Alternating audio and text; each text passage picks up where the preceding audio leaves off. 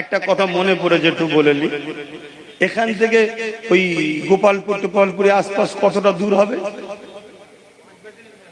কতটা হবে? ও, আমি এই আশপাশে একটা প্রোগ্রাম করতে চাইছি, বুঝলে? খবর পেলে একটু যাবেন তো নাকি? এই অকাপ কালা কানুনের বিরুদ্ধে। কেন অনেক সংগঠনের ছেলেরা বলছে, আমি প্রথমে সংগঠনের সব কর্মীদের ঘরে নিচু তলায় প্রোগ্রাম করিয়েছি, ছোট ছোট করে মানুষকে জাগিয়েছি, জানিয়েছি অকাপটা কি এবং কি আইন করছে।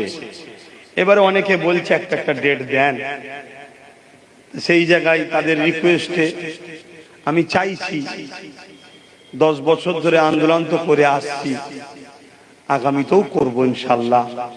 আপনারা আমার পাশে ছিলেন, এখনো আছেন তো নাকি? কতদিন আন্দোলন করবেন? এই কালা কানুন যতদিন না বাতিল হচ্ছে আন্দোলন করতে হবে, তাই তো নাকি? পাশাপাশি শুধু বাতিল করে দিলে হবে না, অন্য কেউ এসব আর করে নেবে। যতক্ষণ না ওয়াকাফকে আমরা আমাদের জিনিস আমরা কন্ট্রোল না করতে পারছি। ওয়াকাফের মাথায় বসবে কি? একজন নামাজি মুসল্লি মুত্তাকি আল্লাহর আলেম বান্দা বসবে, তাই তো নাকি?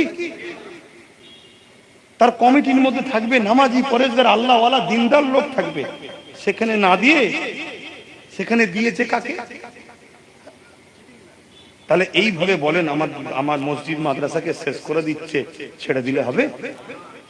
তো যা খবর পেলে একটু যাবেন আপনারা। খবর পেলে 29 তারিখে, কথা বুঝে আসছে, কোন জায়গাটা হচ্ছে না হচ্ছে ঠিক জানি না, খবরটা পেলে একটু যাবেন। যাই হোক, মনে পড়েছে একটুখানি, ওটা খবর পেলে আপনারা যাবেন। কোন জায়গাটা ওরা করছে আমি ঠিক জানি না এখন। তবে একটু গরম পড়ছে তো, গরম টরম দেখতে গেলে হবে না। ঝড় তুফান এক হাত ছাড়া ছাড়া বাজ পড়লেও আল্লাহর রাহে থাকতে হবে, তাই তো নাকি? হ্যাঁ, যদি আমার আল্লাহ আপনাকে এই রাস্তায় চলতে চলতে মৃত্যু দেয়, ওই মরণটাও তো আপনার খুশনসিব। শহীদের মরণ তো সব থেকে বড় মরণ। হ্যাঁ, অত বড় কপাল আব্বাস সিদ্দিকীর আছে কি জানি না, তবে কিন্তু আল্লাহ যদি দেয় আমাদেরকে, আমাকে, কত বড় খুশনসিব হবেন বলেন। মরতে তো সেই